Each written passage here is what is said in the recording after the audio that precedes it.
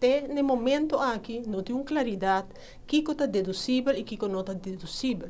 Verdadeiramente, botava ter intercâmbio de carta for de grêmio na ministra está indicar que certo coisa ele tem em conta com ele, depois aí nos fração a dirigir pergunta para assinar e por especificar e elaborar o problema que a inteira comunidade lo vai sentir, ora que a lei aqui queda aprovada. Então, me espera que verdadeiramente uma pessoa ou uma colega de coalição indicar que se o governo não implementar sua moção e não lo sostém a lei aqui. Passou no final do dia, nós vamos conhecer a inflação, e não somente a inflação, mas também a também está mais vulnerável, que já acaba passando de uma situação sumamente difícil, que pode ter um hogar, caminha que não tem que vai waxi, não por desayunar, of não está comendo comida de dia, of não está comendo comida à noite. Então, esse aí, que não está considerado como digno, esse aí não está digno.